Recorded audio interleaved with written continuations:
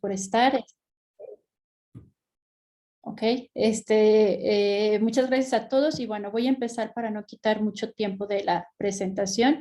Mi texto empieza con un epígrafe que es precisamente de La gran casa de Nicole Krauss.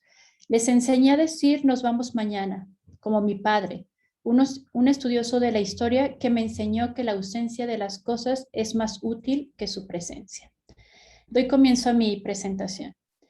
Imaginen un cuadro en el cual cada uno de sus lados representa partes de la historia del siglo XX, iniciando con la Guerra Civil Española, continuando con la Segunda Guerra Mundial, pasando por la dictadura chilena y el último lado representa la guerra de Yom Kippur.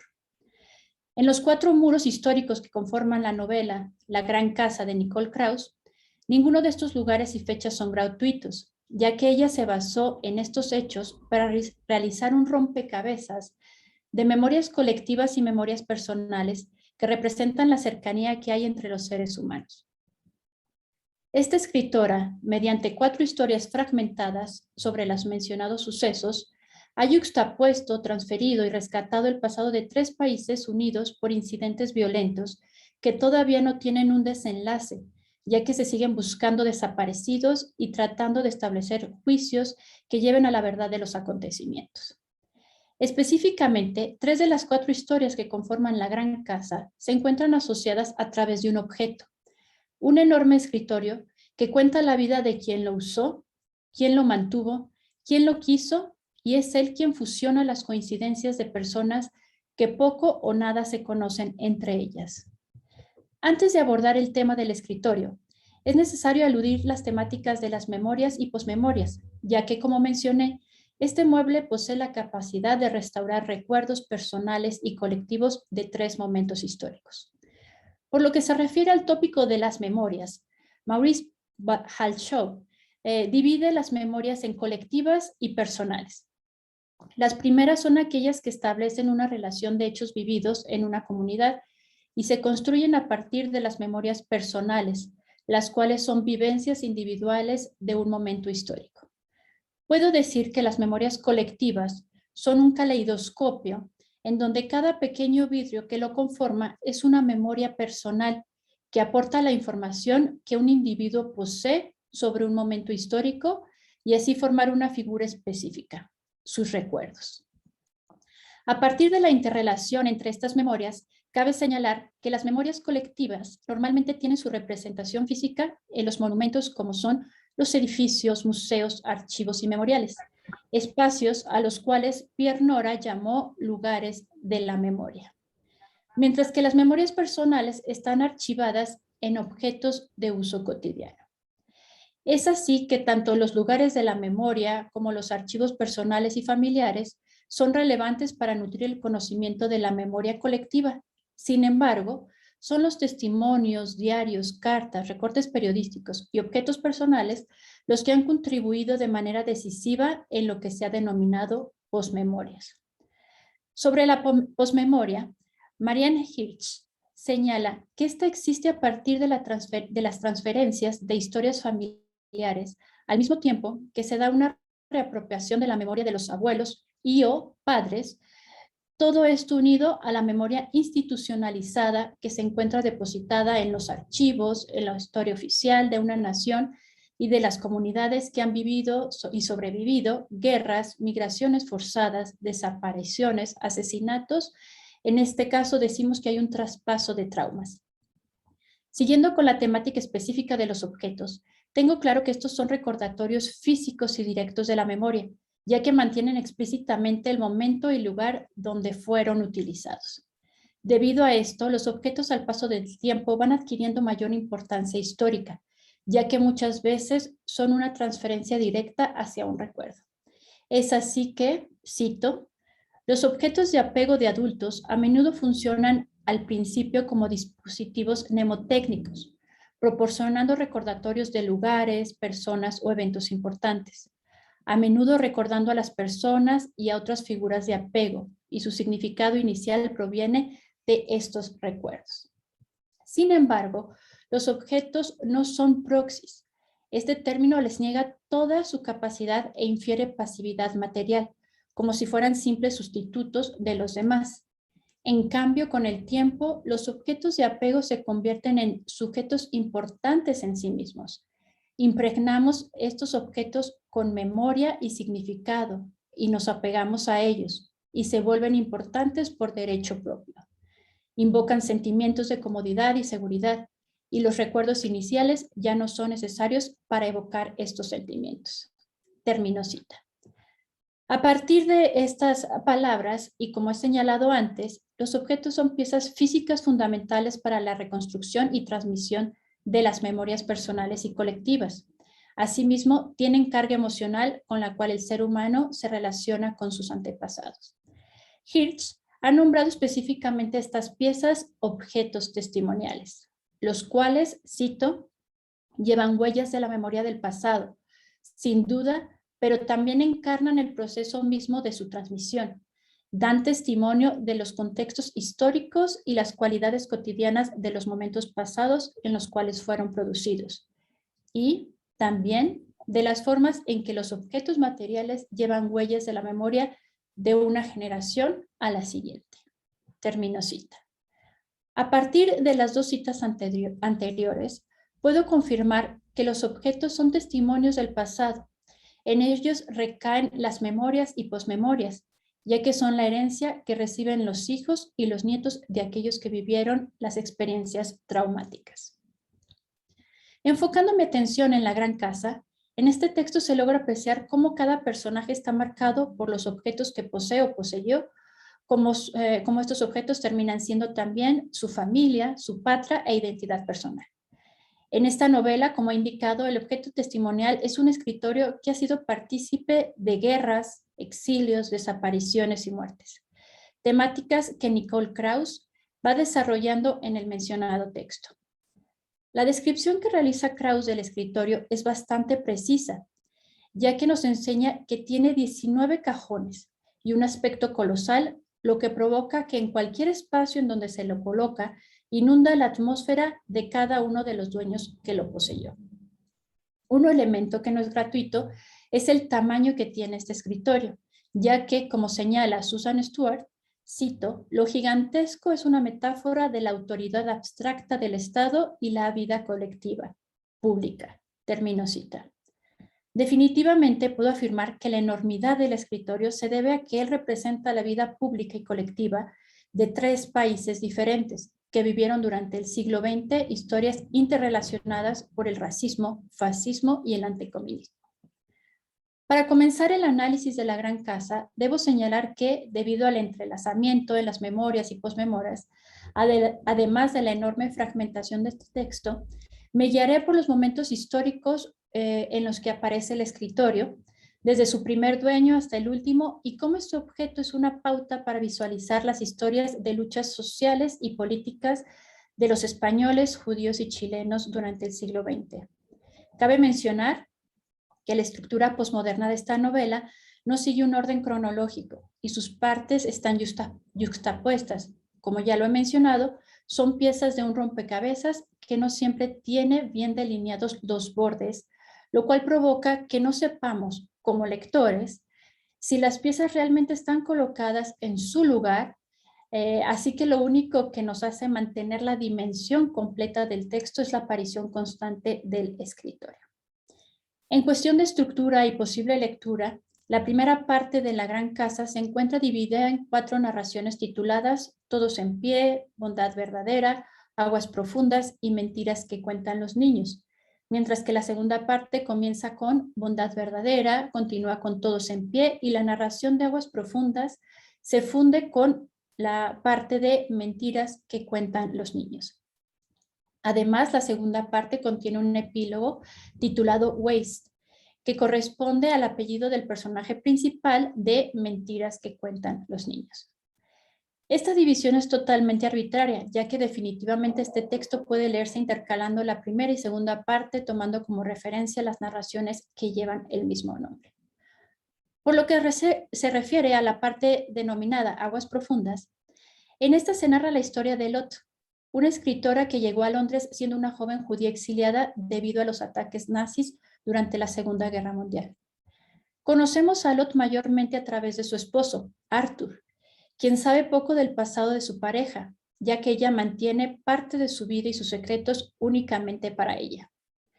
Él reconocía que no tenía todo el conocimiento de la llegada de Lot a Inglaterra y el destino de su familia judía. Estas pocas memorias personales y la interacción misteriosa de ella con su pasado llevan a su esposo a tener curiosidad por lo que Lot vivió antes de su matrimonio. Sobre todo le intriga la fijación extrema que ella tiene con su escritorio, que parecía haber sido un regalo de alguien muy significativo para ella, y por esta razón era de extremo valor. Esta situación pone celoso normalmente a Arthur, ya que cree que el propietario del escritorio era un hombre demasiado importante para su esposa. Al final de Aguas Profundas, Arthur puede conocer el nombre del propietario o de la propietaria, pero decide nunca saberlo, provocando que nosotros y nosotras como lectores tampoco sepamos el origen de este objeto, situación que crea una saga de misterio alrededor del escritorio. Definitivamente, este suceso crea intriga sobre este objeto testimonial durante el transcurso de toda la novela, ya que el escritorio era lo único que ataba a Lot a un pasado del que nunca hablaba. Por otro lado, en esta historia existe un punto de quiebre tanto para los personajes como para el escritorio, ya que Lot decide deshacerse de él cuando un día llega a su casa un admirador de sus novelas, un joven chileno, Daniel Barsky, que casualmente tiene la edad del hijo que ella había dado en adopción años atrás, antes de casarse. Para Arthur, es una sorpresa este desprendimiento tan repentino, ya que este objeto había sido lo único que ataba a Lot con su pasado. No entiende su reacción y nunca la sabrá, ya que al poco tiempo ella enferma de Alzheimer, situación que resulta una paradoja, ya que ella nunca quiso compartir sus memorias y al contraer este trastorno pareciera que fue un alivio y su propia decisión, sobre todo después de entregar en el invierno de 1970 el escritorio a su próximo dueño. Continuando con el recorrido histórico del escritorio como objeto testimonial, al llegar a la vida de Daniel Barsky, es transportado hacia Nueva York, en donde estuvo en su posesión por un par de años antes de ser donado a otra escritora, Nancy, quien se encuentra separándose de su pareja y no tiene ningún mueble, provocando que este enorme escritorio se convierta en su única posesión. Él la acompañará por 25 años. Por lo que respecta a la parte histórica de este fragmento de la Gran Casa, Todos en Pie, en este se entrelaza la historia de la Guerra Civil Española y las dictaduras militares sucedidas en Sudamérica durante las décadas de los 70s y 80s. El primer hecho histórico está expuesto cuando Daniel le señala a Nancy que no le está dando cualquier escritorio, sino que este le ha pertenecido a Federico García Lorca, poeta asesinado en agosto de 1936 a consecuencia de su visión política, su relación con personas de ideología comunista, así como su homosexualidad. Elementos todos contrarios a los valores que se estaban tratando de instaurar después de derrocada la Segunda República Española. Nancy recuerda constantemente cuando Daniel le explicó la procedencia del escritorio. Cito: fue entonces cuando me contó que el escritorio había sido usado, si bien brevemente, por Lorca. No sabía si bromeaba, resultaba de lo más improbable que aquel nómada chileno, más joven que yo, se hubiera hecho de un objeto tan valioso, pero decidí dar por sentado que hablaba en serio, para no arriesgarme a ofender a alguien tan amable conmigo. Cuando le pregunté de dónde lo había sacado, se encogió de hombros y contestó que no lo sabía. Que lo había comprado, sin entrar en más detalles. Termino cita. En esta parte de la novela, no cabe duda que se le va otorgando mayor misterio y valor histórico al escritorio, ya que a través de él se van desarrollando y activando más memorias personales que se entrecruzan. Nuevas personas lo poseen y cada una de ellas le da más peso memorial. Asimismo, en este fragmento, Krauss incluye nombres de poetas sudamericanos como son Pablo Neruda, César Vallejo y Nicanor Parra, al mismo tiempo que introduce el tema de las dictaduras sudamericanas, ya que Daniel no se está desprendiendo del escritorio porque no lo necesita, sino porque ha decidido emprender el viaje de regreso a Chile para apoyar el socialismo implantado por Salvador Allende y que recientemente había sido derrocado. Después de un tiempo de la partida, Nancy sabe que Daniel se ha convertido en uno más de los miles de desaparecidos a causa de la Operación Cóndor. Es quizás otra tumba NN. Este hecho histórico produce que el escritorio adquiera mayor valor al convertirse en un objeto testimonial que perteneció a un luchador político y social latinoamericano. Como puede observarse, la trama de La Gran Casa va develando cómo un objeto se convierte en testimonio de la vida de varias personas en espacios y tiempos diferentes. Es una compañía de las memorias. En él se van archivando los encuentros y desencuentros, las pérdidas y la recuperación de una porción de lo que constituyó la historia de una persona.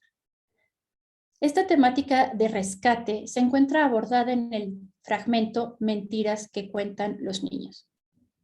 En esta historia se develan algunos de los misterios del escritorio y se le agrega una mayor dimensión de objeto testimonial. En esta parte de La Gran Casa se encuentra enfocada en la familia judía de apellido Weist, que ya he mencionado, y que tiene su origen en Budapest, pero es desplazada y le son arrebatadas todas sus pertenencias por los nazis en 1944. Esta familia, cuando sale al exilio, separada por lo cual la familia es separada, por lo cual son solamente algunos miembros que llegan y se instalan a Inglaterra, en donde uno de ellos, George, se convierte en anticuario con la única misión de encontrar los objetos pertenecientes a los judíos que fueron timados por el ejército nazi.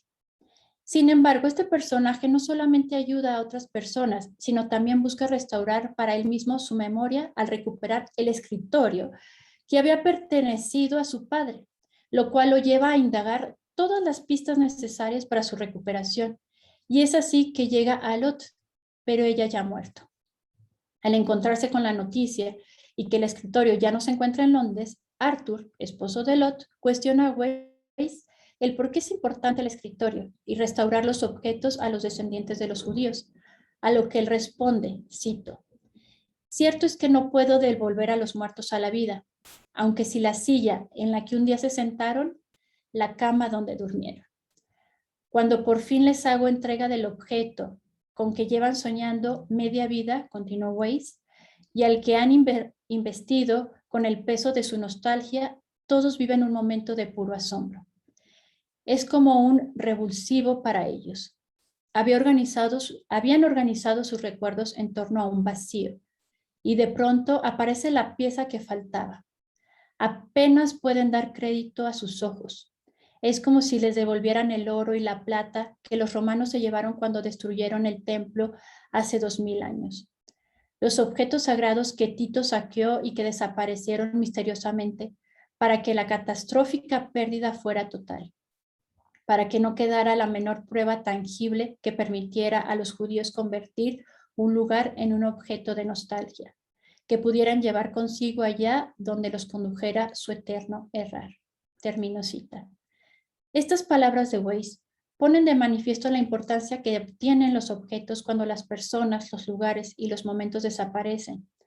Estos se quedan para mostrarnos de dónde venimos y el presente hecho de memorias o posmemorias, que nos producen volver al origen, ya que, cito, al regresar a los espacios y los objetos del pasado, las personas desplazadas pueden recordar las prácticas corporales y el conocimiento incorporado que asocian con el hogar. Termino cita. Es por esto que Lot, Daniel Barsky, George Weist, el escritorio se convierte en su hogar al tener que regresar, así tienen que regresar a la matriz de donde cada uno de ellos proviene. Para terminar, debo señalar que Nicole Krauss estructuró La Gran Casa como un espacio humano en donde se deberá reconstruir lo destruido por el racismo, el nazismo y las dictaduras. Y es el personaje de George Weiss que relaciona las historias de guerra, muerte, exilios, desapariciones en España, Israel y Latinoamérica. Además, observa la obligación de restaurar la justicia. Él, después de encontrar el escritorio de su padre, piensa en un futuro sin dejar a un lado las memorias ni los objetos testimoniales. Cito, En el mundo venidero viviremos todos juntos en el recuerdo de nuestros recuerdos. Pero no lo veremos nosotros, solía añadir mi padre, ni tú ni yo.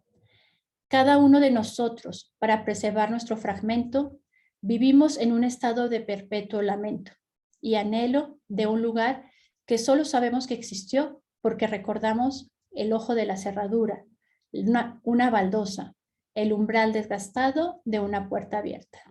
Muchas gracias. Muchas gracias a Marcela Patricia Zárate por compartirnos este análisis sobre la Gran Casa. Seguramente al final de las participaciones tendremos algunos comentarios o preguntas al respecto. Por ahora damos paso a nuestra siguiente ponente, Gabriela Barragán Campos, quien nos acompaña desde la Universidad Michoacana de San Nicolás de Hidalgo. Es licenciada y maestra en filosofía. Tiene estudios en artes visuales y se ha desempeñado como profesora en nivel medio superior y superior. Acaba de obtener el grado de doctora en arte y cultura. Gabriela Barragán nos compartirá la importancia del trabajo con el álbum de familia desde una perspectiva feminista. Entonces, adelante.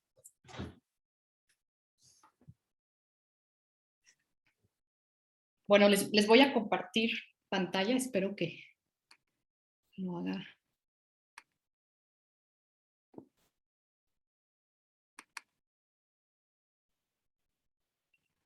Adecuadamente. Ahí sí lo están viendo, ¿verdad? Bueno. Sí. Bueno, mi ponencia se titula La importancia del trabajo con el álbum familiar desde una perspectiva feminista. De acuerdo a la historiadora del arte feminista Griselda Pollock, la referencia principal para considerar la influencia de lo social en las imágenes del álbum familiar es la obra de la artista británica John Spence,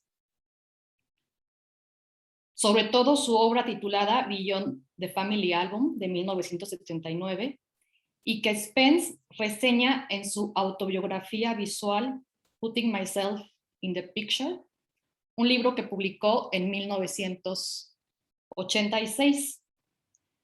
La obra, que también se llama en español Más allá del álbum familiar, y que está explicada en esta autobiografía, está integrada por una serie de paneles con fotografías que Spence extrajo de su álbum familiar y que fueron presentadas junto a otras imágenes mediáticas de mujeres y que expuso en una importante galería de Londres en el año 79, aunque su propósito como tal no era exponer este trabajo como un producto artístico o un producto final.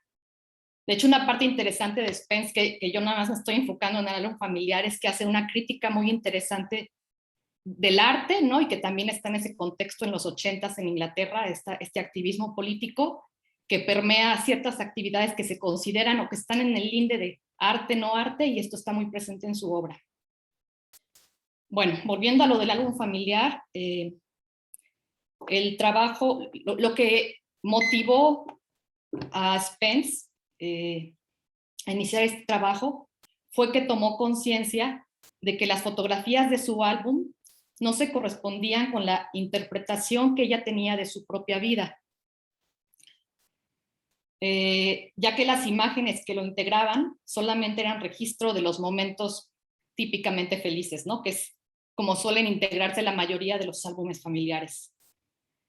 Respecto a su propio álbum, Spence afirmaría, cito, en mis primeras fotografías no había constancia de mi pésima salud. Tampoco había registro de los años inútiles que pasé en las escuelas dentro de la educación formal, en la que se me devaluó por mi mal comportamiento.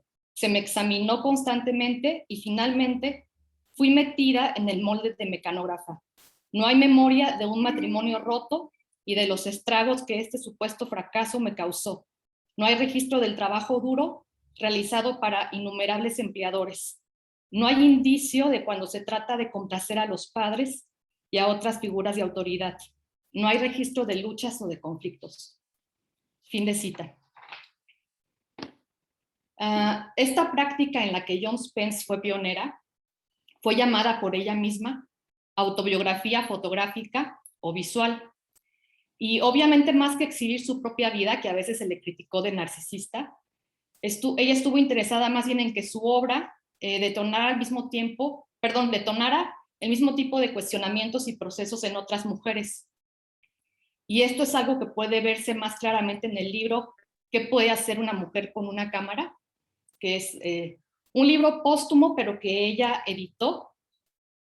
Y este libro, por ejemplo, puede dar la impresión de solo ser la yuxtaposición de relatos personales y familiares de diversas mujeres, que obviamente están situadas en los 80s en Inglaterra, pero que en realidad se presenta de esta manera muy, muy personal para motivar y animar a las posibles lectoras a iniciar el tipo de trabajo que ahí se son presentados.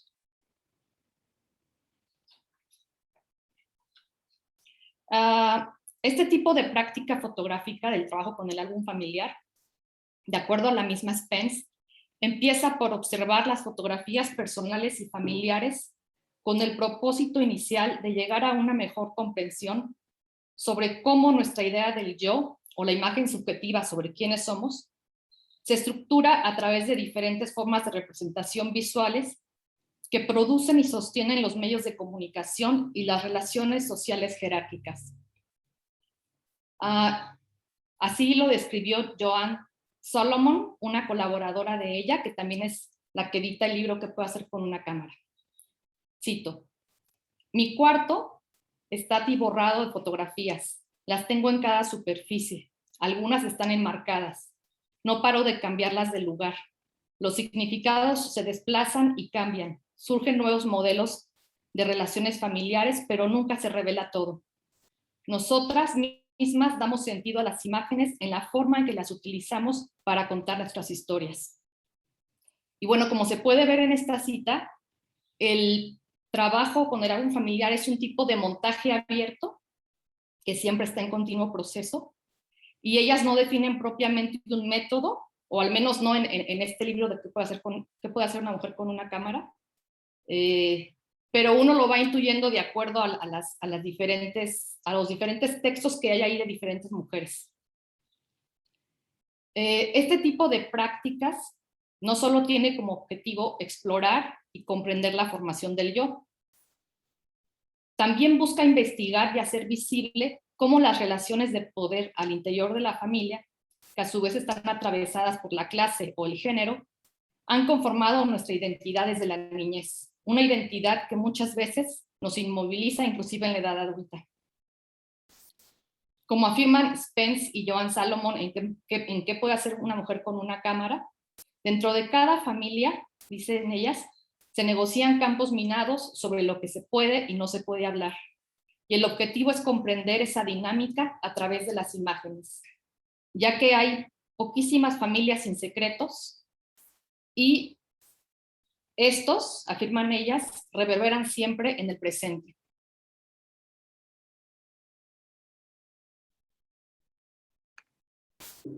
De este modo, hay un hilo que va de las convenciones públicas hasta las familiares y que se manifiestan y se arraigan a través de la fotografía privada, que se configura a su vez en un uso cotidiano y participativo, delineado también por modas sociales, particularmente las que vienen de la publicidad.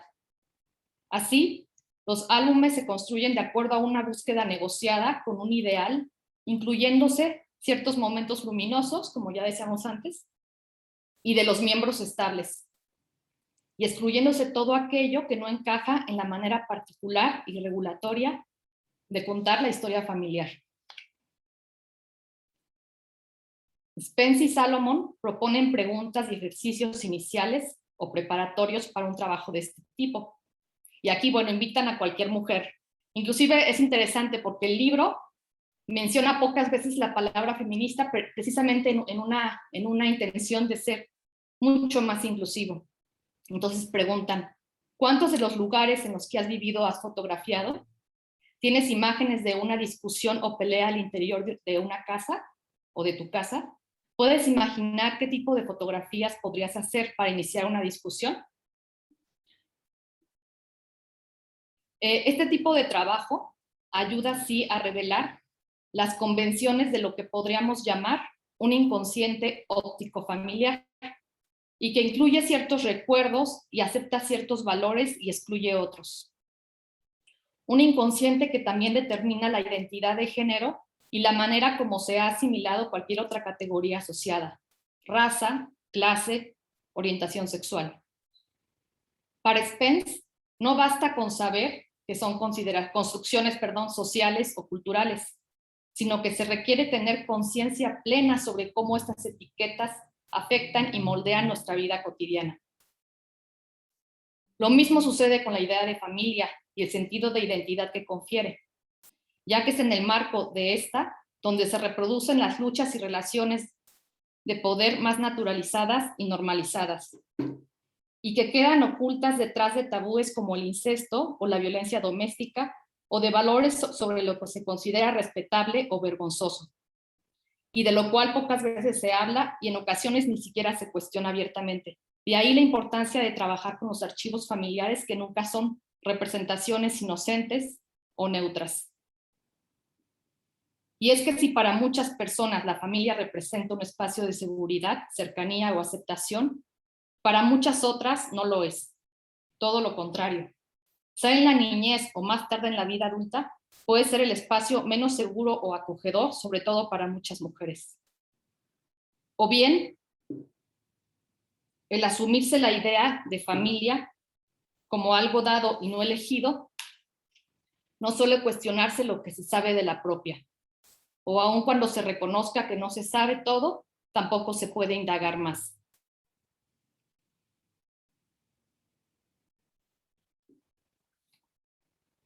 Además, muchos de estos últimos secretos que se relacionan con conflictos y que están presentes en la mayoría de las familias no son los únicos o singulares. Perdón si me están oyendo, ¿verdad? Sí, sí, te oímos bien. De repente dudé, perdón. Bueno, además, muchos de estos secretos que se relacionan con conflictos y que están presentes en la mayoría de las familias no son tan únicos o singulares.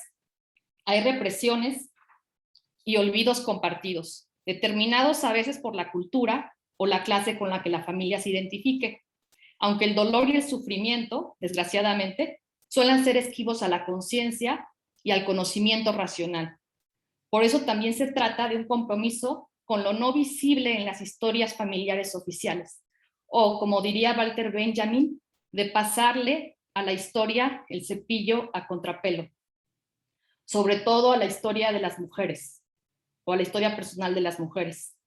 Spence y Salomon, que son las editoras del libro ¿Qué puede hacer una mujer con una cámara?, instan a registrar cotidianamente la vida personal y familiar, tomando nuevas fotografías, pero cuestionando cómo enmarcamos y qué enmarcamos, y también llevando un diario escrito en el que se escriba precisamente a la manera como se toma una fotografía, sin pensarlo mucho de forma instantánea, porque a veces las imágenes que tomamos pueden contradecir nuestra vivencia de algo.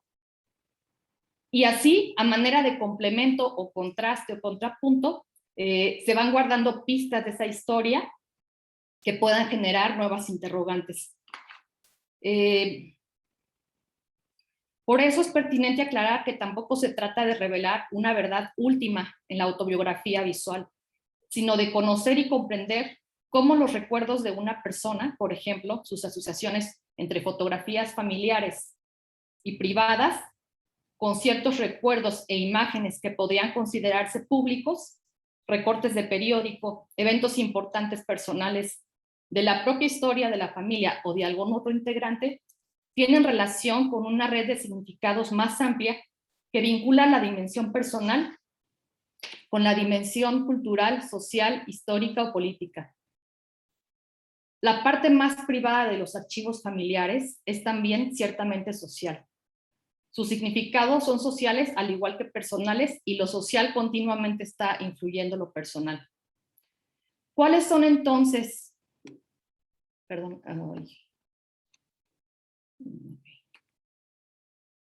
¿Cuáles son entonces las razones para realizar este tipo de autobiografía visual o trabajo con el álbum familiar? Annette Kuhn, una historiadora que va a continuar el trabajo de John Spence, pero en la academia, da las siguientes razones. La primera, trabajar con las sombras, conflictos y secretos familiares propicia reflexionar y comprender de primera mano los significados más profundos de aspectos y reglas normalizadas en las historias familiares, en la propia y en lo que se comparte con otras, para así llegar a los aspectos míticos, ella lo llama, del álbum familiar. Esto a su vez obviamente cambia nuestra forma de vivir y estar en el presente, personal y colectivamente. Una segunda razón que da ella es que el trabajo con la autobiografía visual o fotográfica y el álbum familiar, al igual que las imágenes y otros catalizadores del recuerdo, como serían también los objetos, por ejemplo, tienen un carácter relativamente democrático y en esta misma medida puede hacer emerger y desarrollar una conciencia crítica e inquisitiva no solo sobre la propia vida, sino también sobre la vida de los otros. Este tipo de trabajo puede ser fundamental en personas que carecen de poder o en aquellas que creen que sus historias personales no son importantes. Una tercera razón es que de haber este trabajo colectivo o grupal con el álbum familiar, sacar a la luz las historias no contadas, negadas o no visibles de cierto tipo de vidas, puede hacer visible a su vez, cito, las existencias de aquellos cuyas formas de conocer y de ver el mundo rara vez son tenidas en cuenta y mucho menos celebradas en las expresiones de una cultura hegemónica. Una cuarta razón es que finalmente este tipo de trabajo puede llevar a su vez a una comprensión mucho más profunda de lo que significa la consigna lo personal es político y que precisamente aterriza en lo personal y yo diría que hasta de una forma muy filosófica en la forma en cómo vemos y que aprendemos a cuestionar y que esa es como la principal ventaja de este tipo de trabajo. Bueno, como consideraciones finales, es necesario preguntarse si ha quedado obsoleto o si se ha modificado la manera de conformar y resguardar el álbum familiar, ya que empezando el siglo XXI, gran parte de la fotografía familiar está yendo más allá de los límites de lo privado, que era donde tradicionalmente se mostraba, y está siendo potencialmente visible en todo momento para otros amigos y familiares a través de las redes sociales. O sea, se diluye este límite que antes, esta aparente frontera que había antes entre lo personal y lo público, aquí se diluye, ¿no? Con las redes sociales. Se trata, sí, en la actualidad, de historias visuales familiares que pueden ser intervenidas más fácilmente por sus integrantes y personas externas. Al mismo tiempo, la mayor parte de estas imágenes se hacen cada vez más maleables y desechables, perdiendo el último resquicio de, cito, valor de culto, que es, bueno, una idea de Walter Benjamin, que hace pocas décadas todavía se les asignaba. Y bueno, lo que parece que en general no ha cambiado son las sonrisas, ¿no? Las sonrisas forzadas que siguen apareciendo en las imágenes de las diferentes redes sociales. Y de hecho a veces sí se llegan a compartir fotografías no agradables o de conflictos familiares, pero el propósito viene a ser parte de un espectáculo masivo, ¿no? Que ya exhibe la vida personal, pero no existe este ejercicio de cuestionar aquello, ¿no?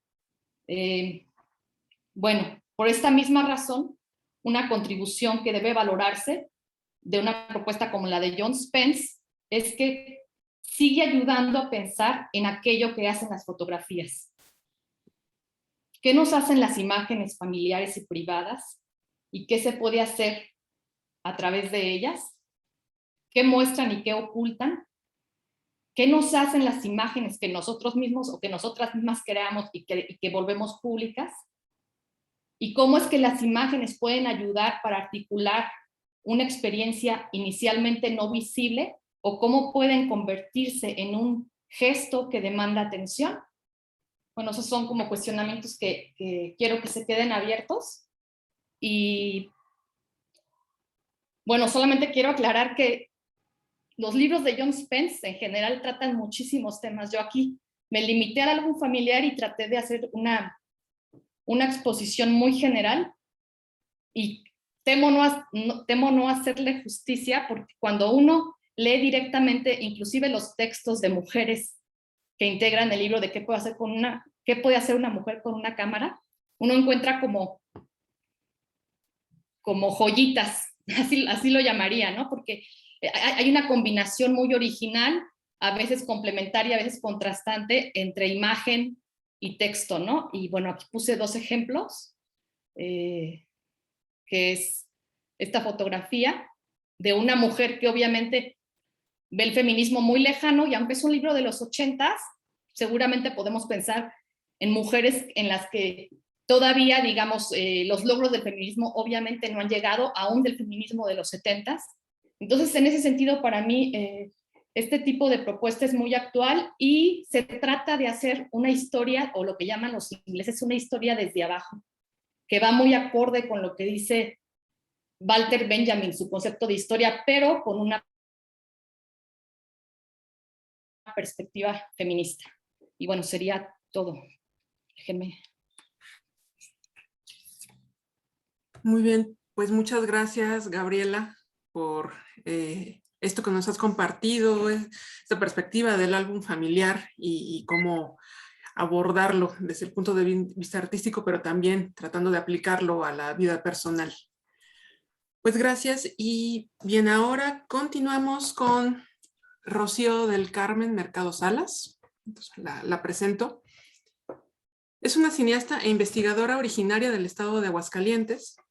Es licenciada en Artes Cinematográficas y Audiovisuales por parte de la Universidad Autónoma de Aguascalientes. Además, cuenta con una maestría en investigación en psicología. Ha trabajado en proyectos artísticos como cortometrajes, comerciales, videoclips, en festivales, y ha tomado cursos impartidos por parte de Ignacio Ortiz, Rosana Urbes, Roberto Fiesco, entre otros. Mientras que en su trayectoria como investigadora ha podido trabajar en conjunto con el DIF Aguascalientes, Casas de Día, Adultos Mayores, así como en proyectos multidisciplinarios dentro y fuera del país. A su vez, ha realizado publicaciones de artículos científicos en revistas internacionales, así como la realización de estancias académicas en la Universidad de Guadalajara y estancias de investigación en la Universidad de Aveiro, en Portugal. Actualmente es docente e investigadora en la Universidad Autónoma de Aguascalientes y en la Universidad de las Artes. La ponencia que nos presentará Rocío Mercado es Actividad y Memoria, resignificación de las prácticas intergeneracionales. Buenas tardes a todas y a todas las que se encuentran aquí. Agradezco mucho pues estar en este coloquio. Y bueno, les voy a compartir pantalla para ponerles mi presentación. Solamente que voy a apagar mi cámara porque luego mi internet no es muy bueno, entonces para que no vaya a fallar en algún momento. Solamente me gustaría que me dijeran si se logra ver la presentación, por favor. Sí, ya podemos ver, nada más falta la que esté en pantalla completa. Muy bien. Listo. Listo. Muy bien. Como saben, me vuelvo a presentar. Mi nombre es Rocío Mercado Salas y el día de hoy, como ya les mencionaron, les voy a presentar un poco sobre la investigación que he realizado pues durante más de 2 años. Entonces, lo que les voy a presentar tiene por título Actividad y Memoria, resignificación de las prácticas intergeneracionales. Las prácticas intergeneracionales, o IPG, por sus siglas en inglés, se han vuelto una necesidad para ayudar a establecer relaciones que beneficien a personas de diferentes edades, tales como lo mencionan Viera y Sousa en sus papers.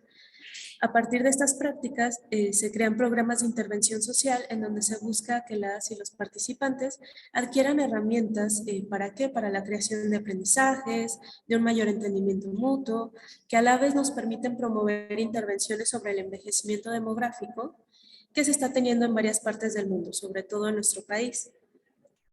Esta investigación se basa en la implementación, obviamente, de prácticas intergeneracionales, pero por medio de una actividad audiovisual que sería un taller de cortometrajes entre adultas mayores y adolescentes en un ambiente no escolarizado en la ciudad de Aguascalientes. A partir de dicha actividad, pues se buscan crear sistemas que permitan estimular espacios de creación y de aprendizaje colectivo de una forma horizontal, permitiendo resignificar las percepciones, además de las memorias que traen consigo los participantes. Antes de continuar, me gustaría explicar unos conceptos que son fundamentales para comprender esta participación. Esto servirá para que estemos como en el mismo entendimiento de dichos conceptos, ¿no? De qué significan para aquí. El primero de ellos es la intergeneración. Cuando escuchamos hablar de esto, seguro se nos viene a la mente que son 2 o más generaciones que conviven en un mismo espacio.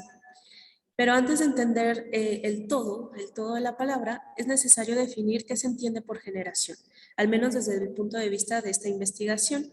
Entonces, una generación se puede definir con base a la identidad familiar mediada por factores o contextos sociales, económicos, culturales, políticos, ¿no?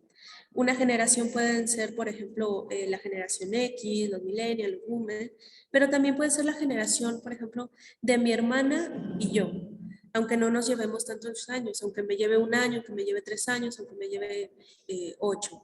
Realmente ahí las generaciones van cambiando. ¿Por qué? Porque los contextos también se van desenvolviendo de manera diferente, aunque seamos de un mismo núcleo social. Entonces, podemos decir que la identidad adoptada por cada generación se ve influenciada por los círculos sociales en los que se desenvuelven o intervienen.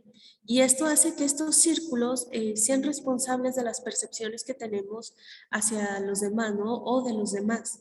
Entonces, la intergeneración o relaciones intergeneracionales son relaciones entre personas de distintas edades que permiten realizar actividades en conjunto, pero en donde cada persona pues tiene una percepción diferente a los demás, ¿no? Es por eso que los programas que usan prácticas intergeneracionales se han vuelto una necesidad para el establecimiento de relaciones entre estas personas o entre toda la población realmente. ¿Para qué? Porque permiten mayor solidaridad y cooperación, ¿no? Entre ellas. En esta investigación en específico, como mencioné anteriormente, se trabajó con personas de la tercera edad y adolescentes. Entonces, cuando estuve investigando a estas 2 poblaciones, pude notar que en la actualidad hay un desaprovechamiento de habilidades y conocimientos de los adultos mayores con respecto a las enseñanzas que ellos tienen, que pueden ser aprovechadas por generaciones más jóvenes. Adultos pues maduros, adultos, jóvenes adultos, adolescentes, niños, este tipo de generaciones. Sin embargo, también aquí debemos de destacar que el desaprovechamiento no solamente se encuentra con los adultos mayores, también en la falta de interacción e importancia de los conocimientos que tienen los adolescentes. Y los conocimientos que tienen estos adolescentes pueden ser de gran utilidad para todas las demás generaciones también. Tanto los adultos mayores como los adolescentes, pues viven una etapa de transición importante en su vida. Ambos están experimentando un cambio importante en su rol en la sociedad, además de los cambios emocionales y físicos. Lamentablemente, cuando quieren aportar algo, pues lo reprimen, ya que temen a la crítica social, al sentirse inseguros o desilusionados. Por lo tanto, esto hace que sea difícil para ellos adquirir y acumular conocimientos en la vida diaria. Es por eso que en esta investigación se vio la importancia de abordar la vejez desde una edad temprana, para así poder evitar estereotipos de ambos lados y cambiar las memorias que se tienen cuando se escucha la palabra adulto mayor y adolescente. Otro de los conceptos que me gustaría retomar es el de actividad. Cuando mencionamos actividad, debemos comprenderla desde el punto de vista de la teoría de la actividad histórico-cultural. Se tiene como noción de actividad, a partir de esta, a las interacciones que se dan entre uno o varios sujetos y su ambiente, el cómo viven entre sí o cómo conviven entre sí, y cómo a partir de estas interacciones se crean nuevas actividades que permiten crear varios sistemas que están ligados entre ellos. En la actividad es muy importante la apropiación de herramientas, sean verbales, de conocimientos, de formas de interactuar, de convivir. Entonces, es necesario ir desde lo individual a lo colectivo y viceversa. Realmente es como una metodología en espiral, realmente este tipo de actividad. En esta teoría de la actividad hay 5 principios que la rigen y son importantes al momento de mezclarlos con las prácticas intergeneracionales. Estos principios son, y creo que son de gran relevancia, que es un sistema de actividad colectivo, y realmente que tengan metas a corto plazo. ¿Para qué? Para que las personas que están adentro de esta actividad puedan sentir que están aprendiendo y puedan ver su procedimiento cómo van cada vez creciendo más. También hay una multiplicidad de voces. Las actividades tienen que ser horizontales. Aquí podemos ver los intereses, las vivencias, las historias que traen consigo los participantes, también la historicidad que explica la creación de estas vivencias, ¿no? Cómo venían antes, cómo están durante y cómo están después de la actividad. También las contradicciones. Aquí entendamos las contradicciones como algo bueno. ¿Por qué? Porque al estar contradiciéndose, porque hay una multiplicidad de voces, esto nos lleva a las transformaciones. ¿A qué? Pues a transformar inclusive una memoria cultural, una memoria colectiva por medio de este tipo de interacciones. Entonces, se puede comprender que una actividad está regida por la creación de vivencias y memorias por parte de los participantes, en donde los legados simbólicos, la memoria cultural e histórica van transformándose para crear nuevos significados de manera conjunta, los cuales se adquieren obviamente de manera individual, ¿no? A partir del colectivo se adquieren de manera individual. Partiendo de lo anterior, podemos conocer también el último concepto, que es la memoria, la cual se debe entender como la objetivación de significados compartidos. La podemos encontrar en lugares, en expresiones o repeticiones de acontecimientos que se dan de ella misma. La memoria permite una continuidad y esta se está retroalimentando constantemente de las vivencias que se tienen en la vida diaria. Sin embargo, debemos hacer la distinción entre la memoria individual y la memoria cultural. La primera se va creando a partir de estas interacciones y significados que da una persona a ciertos eventos que le suceden, mientras que la memoria cultural solo la podemos encontrar mientras el colectivo o el grupo de personas existe, es decir, no es tangible como tal. Podemos decir o considerar más bien a la memoria como una práctica social. Ha sido de gran ayuda para poder entenderla como una construcción conjunta. Como he mencionado anteriormente, esta investigación se basa en las prácticas intergeneracionales por medio de la actividad audiovisual. Esta investigación es de carácter cualitativa, se realizó a partir de una problemática metodológica en donde se busca ampliar las maneras de hacer intervenciones sociales que ayuden a los y las participantes a apropiarse de estas vivencias, memorias y conocimientos. El diseño que se usó sería una forma particular de realizar una investigación-acción y fueron 4 meses de planificación y obtención de los permisos. Este taller se contó con organismos gubernamentales y no gubernamentales, como son el Sistema Nacional del Desarrollo de la Familia en Aguascalientes, grupos Scouts, también por parte de la Universidad Autónoma de Aguascalientes. Y bueno, fue un mes de implementación de la actividad, es decir, la recolección de los datos, que fue la realización del taller de cortometrajes.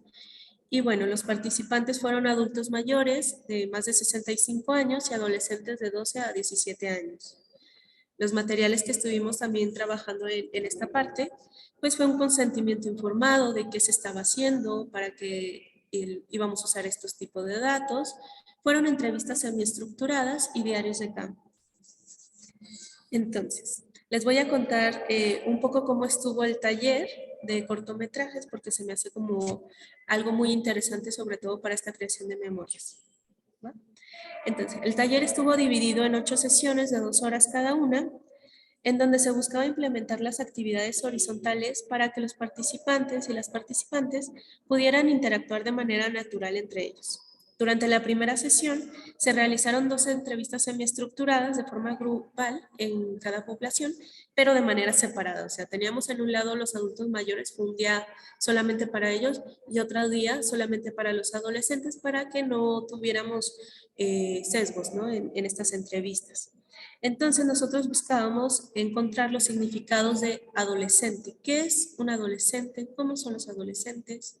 ¿Cómo eran ustedes de adolescentes? Y adulto mayor. ¿Cómo es un adulto mayor? ¿Cómo ustedes se ven de adultos mayores? ¿Les gusta esta comparación, sobre todo?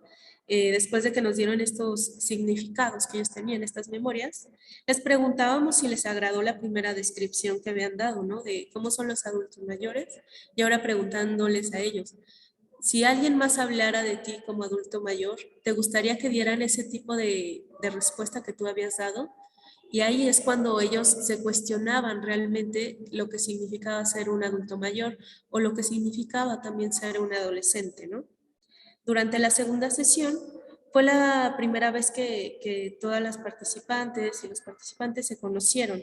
La actividad de esta sesión era dividirse en 3 equipos en donde estuvieran tanto adolescentes como adultas mayores para que así pudieran crear un guión cinematográfico en forma conjunta.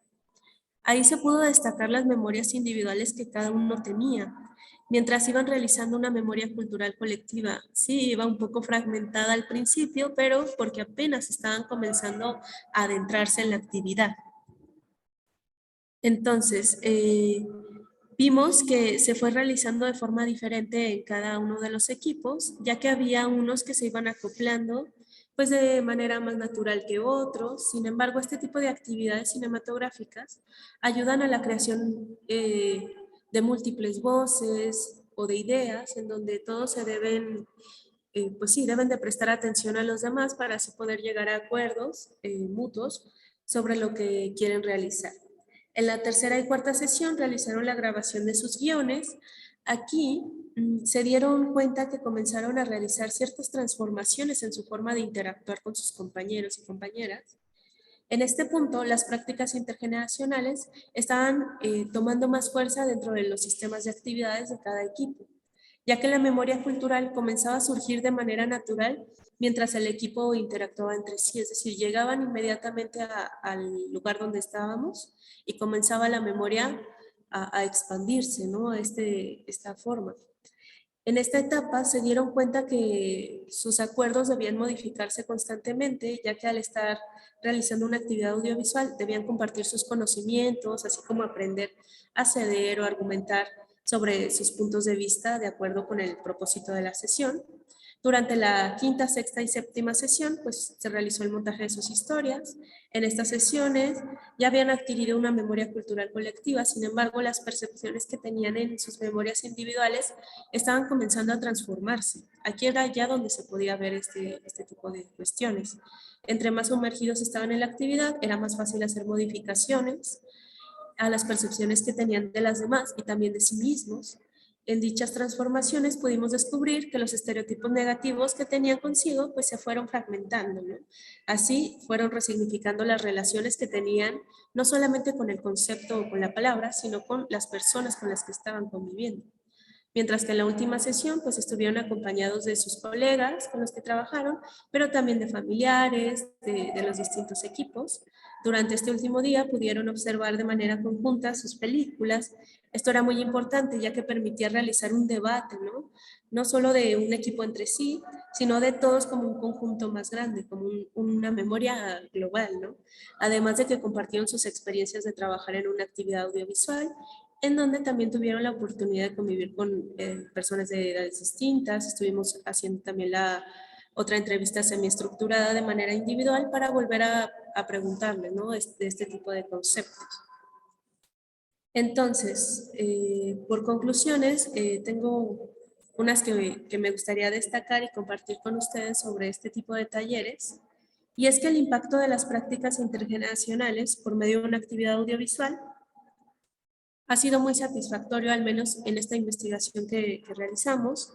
El proyecto mostró que la realización de las actividades con metas a corto plazo ayudó a que los y las participantes sintieran un incremento de su capacidad tanto física como mental.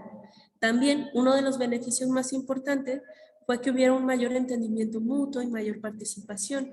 Eso se vio reflejado en una mejor convivencia por parte de todas las personas que estaban sumergidas en la actividad. Por ende, las memorias culturales colectivas se fueron creando de acuerdo con el ritmo que cada equipo tenía. Esto nos permitía observar que no había un solo sistema de actividad y que cada sistema era diferente, ¿no? Ya que cada uno tenía sus propias características que eran modificadas de acuerdo a las necesidades que tenían los equipos.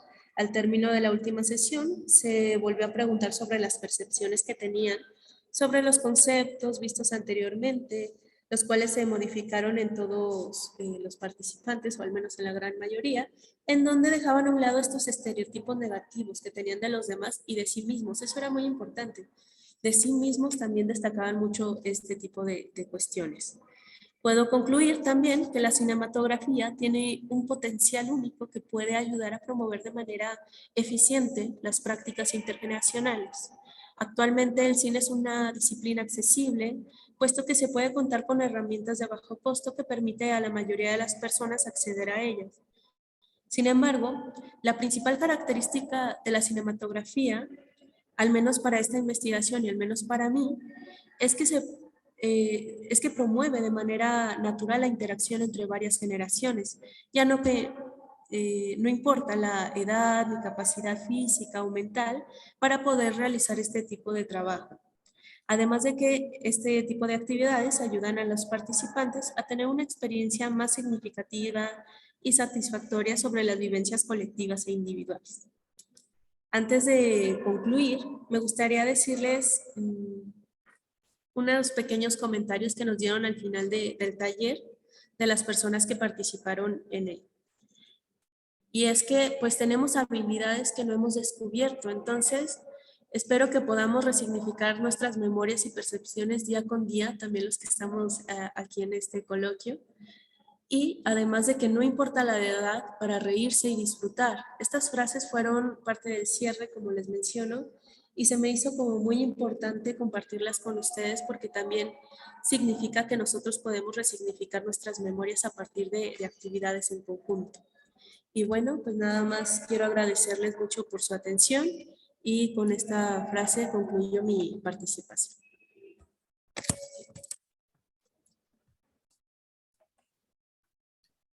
Muchas gracias a Rocío Mercado por compartirnos esta experiencia de este taller y los resultados, sobre todo, que creo que es lo que se vuelve más valioso dentro de todo el proceso, ver cuáles son los comentarios, las experiencias que las mismas personas participantes pueden compartir. Pues bien, para concluir la mesa sobre memoria, narrativa y fotografía, vamos a estar ahora con Brenda María Antonieta Rodríguez Rodríguez. Leo una breve reseña. Se ha desempeñado en diversas actividades relacionadas con el cine, desde la exhibición, gestión, producción, realización, docencia e investigación.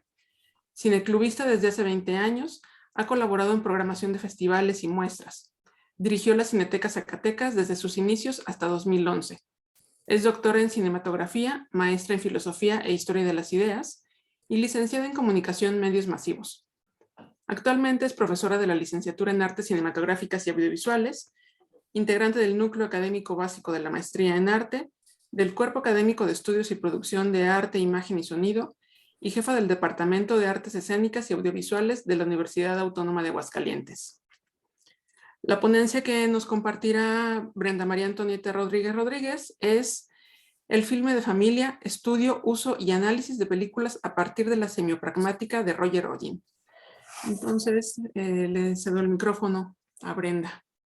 Muchas gracias, Lucía. Muchas gracias a todos los que nos están acompañando en este coloquio y principalmente a los organizadores.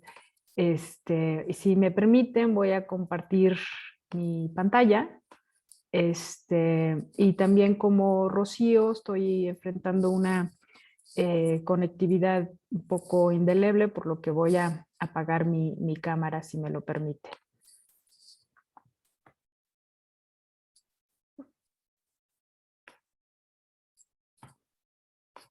Bueno, voy a ponerla en pantalla completa. Ahí está. ¿Sí la ven? Sí, ya está tu pantalla. Gracias. Bueno, pues el fin de familia, estudio, uso y análisis de películas a partir de la semiopragmática de Roger Odin, o Roger Odin, como queramos pronunciarlo, es parte de una investigación en curso que gira en torno al fin de familia como reconstrucción del recuerdo y que tiene como base de análisis la semiopragmática, una teoría cinematográfica propuesta por el francés Roger Odin, profesor emérito de Ciencias de la Información y Comunicación en la Universidad París III, Sorbonne Nouvelle, quien lleva desde los años 90 desarrollando esta propuesta.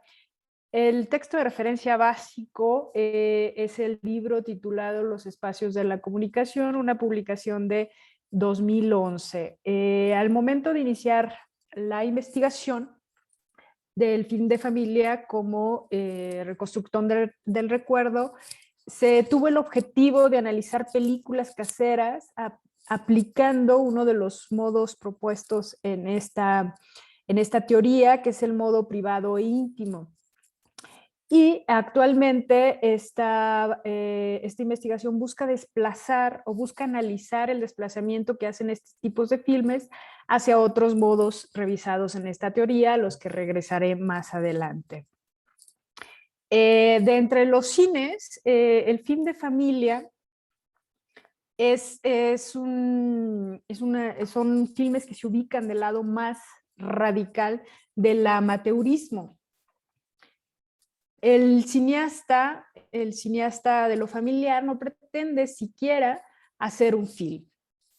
Es el que menos tiene intenciones de emular al cine profesional, de ahí que sea considerado un cine mal hecho y, a decir de Odan, desvalorizado por su cotidianidad, por pertenecer al espacio de lo privado y excluirse de las exhibiciones públicas, pues la intención de la filmación es conservar una memoria de lo ocurrido. El film de familia se hace en el ámbito familiar por un integrante de la familia de sangre o elegida, que filma acontecimientos u objetos ligados de una u otra manera a la historia de esa familia. Nos referimos a este tipo de cines como film de familia principalmente, pero reconociendo que existen varias derivaciones del término: cine doméstico, películas caseras, cine casero, archivo fílmico familiar, archivo familiar. Lo que mantienen en común son los rasgos principales que le definen: cine o película y familia o casa, por lo que en esta comunicación se usarán estos términos como sinónimos, reconociendo su lugar tanto en el cine como en el ámbito familiar. Como mencionaba hace rato, este tipo de películas habían sido despreciados, según palabras de Roger Odan, o como mínimo ignorados en los terrenos del cine. El interés en los estudios cinematográficos por estos materiales se sitúa, según el mismo Odan, al romper la teoría fílmica con la teoría del cine precedente en los años 60 y cambiar de enfoque. Pasa del análisis estructural de los textos o de la ontología del medio a los procesos de recepción y al rol del espectador. También se reivindican este tipo de materiales con el interés por la cultura popular y, más en concreto, por los estudios de lo cotidiano, junto con una mayor conciencia del valor etnográfico e histórico de este cine. Lo sitúan en su debido contexto, como señalaría Efrén Cuevas. Se suma a lo anterior la creciente preocupación por la conservación del cine doméstico y amateur por parte de las diferentes filmotecas, investigadores y cineastas que han generado un importante movimiento creativo y académico en torno al cine familiar en todo el mundo, y las derivas de este cine hacia la autobiografía y el reciclaje de las películas familiares propias o ajenas en el contexto del cine contemporáneo, trasladando así hacia lo público materiales y prácticas inscritas en la esfera de lo íntimo y probado, que plantean cuestiones y temáticas universales como son la representación del mundo familiar y su importancia en la memoria colectiva e histórica. Entre las investigaciones sobre estos materiales podemos mencionar a la que realizan Itzia Fernández, David Wood y Daniel Valdés, titulada Apuntes para una filmografía de las prácticas del reempleo, en la que mencionan dos razones que dan origen a su investigación. Primero, por la continuidad y diversidad histórica de las prácticas de reempleo de imágenes o sonidos previamente existentes en la producción fílmica del país. Y segundo, continúo con la cita, por el interés que suscitan actualmente entre los espectadores y consumidores de la imagen en movimiento el vigor de las producciones contemporáneas que reutilizan material fílmico previamente existente. Este interés proviene en parte, creemos, de un creciente acceso a las imágenes en movimiento de parte de los artistas, pero también del público en general como productores y recicladores. Fin de la cita. El enfoque semiopragmático desarrollado por Roger Edin, regresando a ello, plantea que no hay nunca transmisión de un texto de un emisor a un receptor, sino un doble proceso de producción textual. El objetivo de la semiopragmática consiste en proporcionar un marco teórico que permite interrogarse sobre la manera en que se construyen los textos, tanto en el espacio de la realización como en el de la lectura, y sobre los efectos de esa construcción. Es decir, el sentido lo construye quien habla y lo vuelve a construir quien escucha, por lo que en realidad tenemos dos productores de sentido, como si fuese un encuentro que se da en un proceso de comunicación. Con este modelo, Odin busca dar cuenta de los dos movimientos. Por un lado, el hecho de que creemos que nos enfrentamos a un texto con el que queríamos comunicarnos y que tenemos la sensación de comprender, y por otro lado, el hecho de que se producen diferentes textos dependiendo del contexto de lectura en el que nos encontramos. En la semiopragmática se parte de la hipótesis de que es posible describir todo trabajo de producción textual por una combinatoria de un número limitado de modos de producción de sentido y de afectos, los cuales conducen cada uno a un tipo de experiencia específica, es decir, experiencias vividas por el lector, pretendidas por el destinador, y que el conjunto forma nuestra competencia comunicativa. Por lo que la investigación a partir de la semiopragmática se orienta a entender cómo se ponen en práctica estos modos, cómo se jerarquizan y por qué se activa tal o cual modo o sistema de modos a partir de los films de familia. Es decir, se orienta a entender cómo funciona la relación afectiva filme-espectador. Odan, en su propuesta semiopragmática, distingue estos modos de producción de sentido. El modo espectacular, el modo ficcional, el modo energético, el modo privado, en el que se utiliza para hacer un análisis propiamente de los films de familia y su relación con la memoria y el recuerdo, el modo documental, el modo argumentativo, el modo artístico y el modo estético. La característica principal de esta propuesta semiopragmática es que los modos propuestos no son exhaustivos. Cualquier modo puede desmovilizarse fuera de su propio espacio de comunicación. Pueden funcionar combinados y activarse en distintos sentidos, aunque siempre prevalecerá alguno sobre los demás.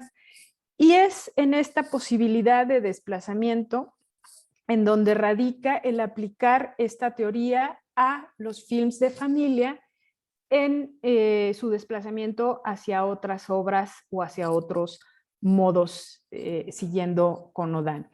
En el modo privado, Odan lo que hace es analizar el filme de familia como parte de la institución propiamente reconocida como la familia, en ese ambiente o grupo social que mira hacia atrás en su pasado. Y a partir de estas análisis que hace Odan, es que se puede identificar las características propias como reconstrucción del recuerdo de este tipo de familia, a partir de ciertas interrogantes que tienen a delimitar el campo de análisis de estos materiales, como son qué espacio de comunicación construir, qué eje de relevancia elige hacer esta construcción, cuáles son las determinaciones en el trabajo también en el espacio construido, cómo están involucrados los actores en este espacio construido, cuáles son las interrelaciones entre estos actores, cómo se construyen los operadores de comunicación, cómo es la producción de significado, de afecto, de relaciones, de efectos, cuál es la importancia respectiva de estas producciones. A partir de estas interrogantes es que se puede diseñar una metodología de análisis de los materiales de familia, tanto en el ámbito privado como en su desplazamiento hacia otros modos de producción. El fin de familia, entonces, en su reempleo, su reuso o su reapropiación en otra obra que puede ser, en otra obra cinematográfica que puede ser de ficción, de no ficción, o bien materiales que forman parte de un archivo, orientan a partir de ellos mismos los recorridos y las instituciones que van a definir los terrenos en los que se van a producir los significados.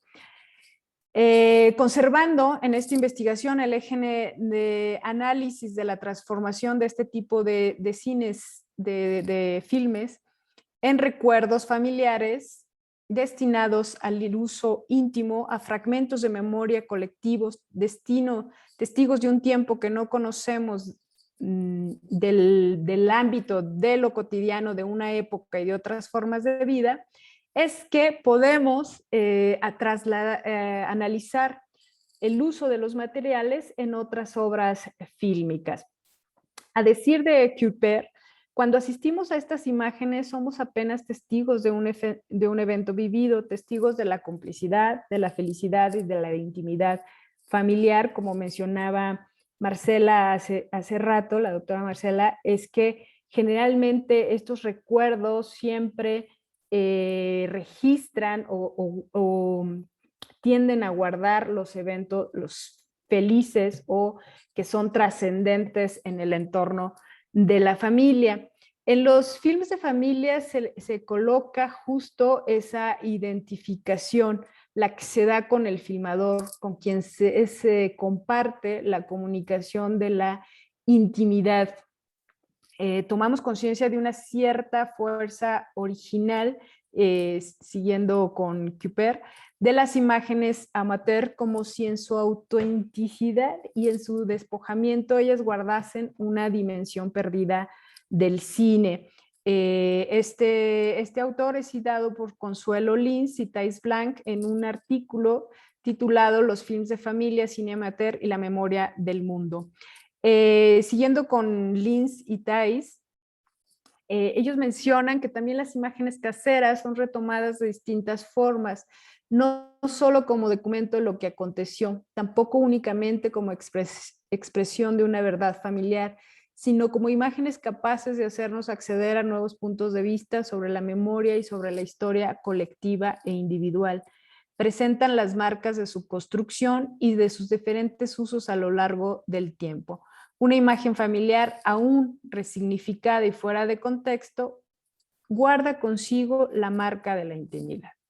Más aún, la apropiación, el desplazamiento y la recontextualización de las imágenes ya fabricadas son obras que se liberan a las imágenes del universo doméstico, son ya sea dentro de un campo político, un campo social o un campo artístico.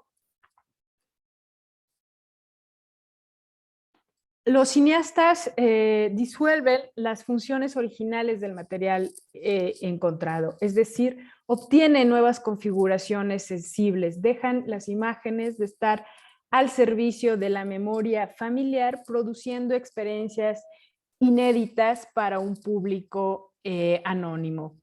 A partir de estas cualidades y potencias del cine casero, es que la semiopragmática posibilita entonces hacer un diseño de una metodología de análisis que permita observar el desplazamiento de los filmes hacia otros modos, como decíamos anteriormente.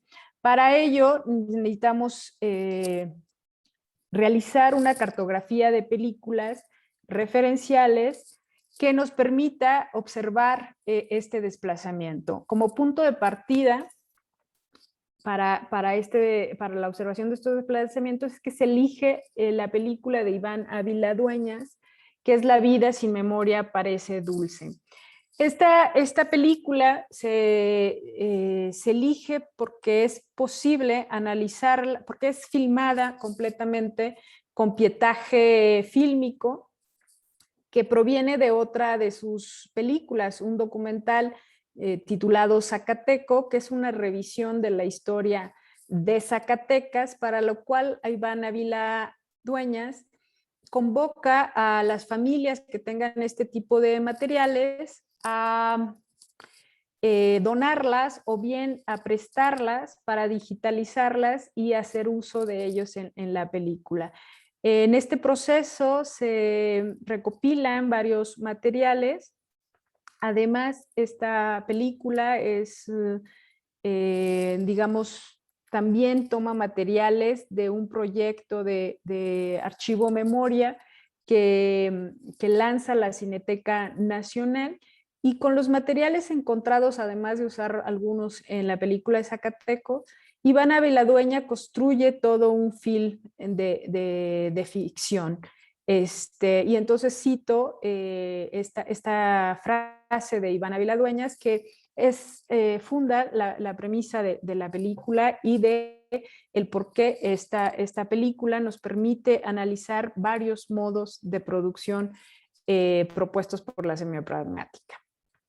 Cuando una película es filmada, el mismo impulso lumínico que queda impreso en el negativo quedará impreso en la memoria de quien filma y posteriormente en la memoria de quien ve la película. Es un ciclo largo que a veces tarda muchos años. El cerebro que guarda la memoria de quien filmó es perecedero. La película que guarda impreso ese mismo recuerdo puede llegar a sobrevivirlo y generar recuerdos nuevos en memorias guardadas en cerebros perecederos. Esa es la maravilla del pasado filmado, hace parecer el tiempo algo tangible, dice Iván Ávila Dueñas. Entonces, esta película, hecha con fragmentos recuperados, posibilitan varios niveles del modo de producción. Desde el modo ficcionalizante, al ser una película de ficción y exigirnos entrar en este mundo construido enunciado por un emisor, que sería el cineasta, Iván Ávila Dueña, pero también por un proceso creativo, colectivo, que se acompaña específicamente de la música, en la que la música es compuesta a partir de las imágenes que se están observando. Por lo tanto, al incluir elementos formales o de la ficción, se puede aplicar este modo a este tipo de películas. Además, la película tiene un alto valor documental al reunir materiales que van desde distintas épocas, desde distintos lugares geográficos del país, pertenecer a familias distintas, a materiales que provienen desde distintos filmadores con miradas hacia sus entornos que no se relacionan originalmente y que solo se hacen a partir del discurso o de la reinterpretación que hace el propio cineasta.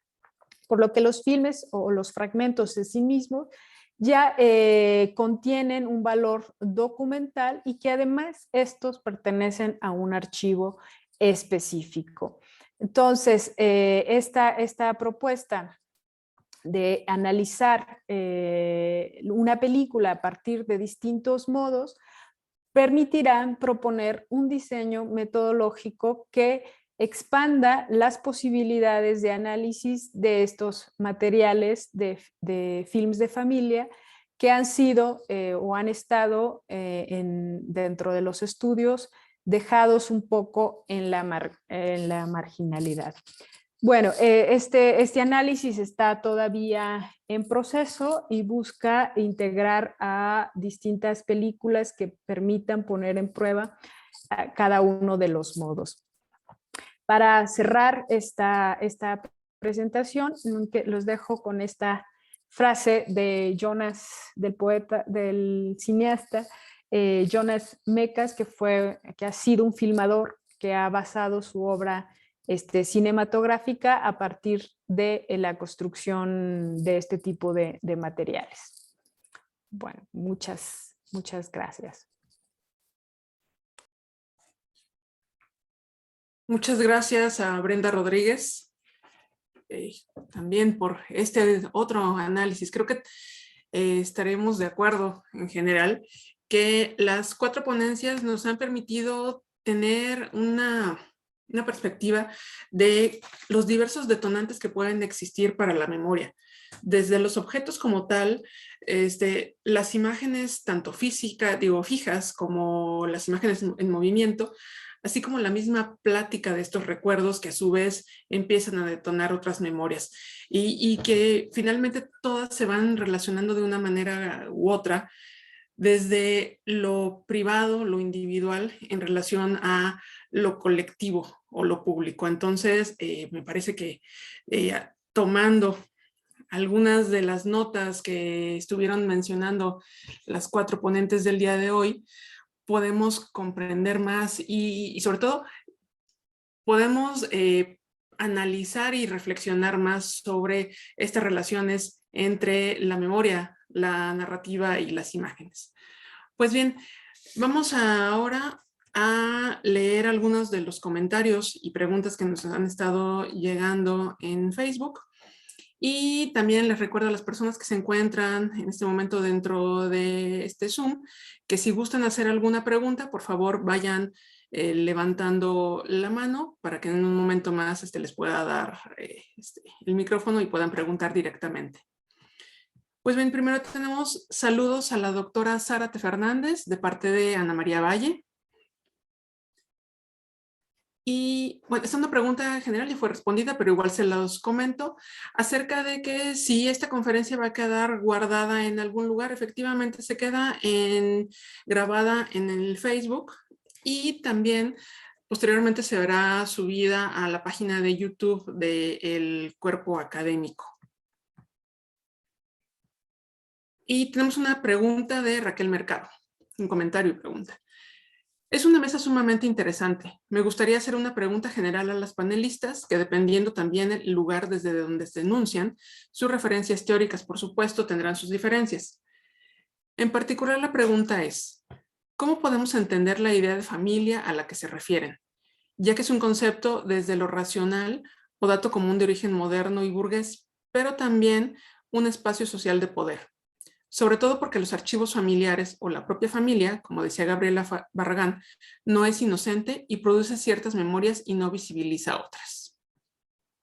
No sé, ¿quién gusta responder?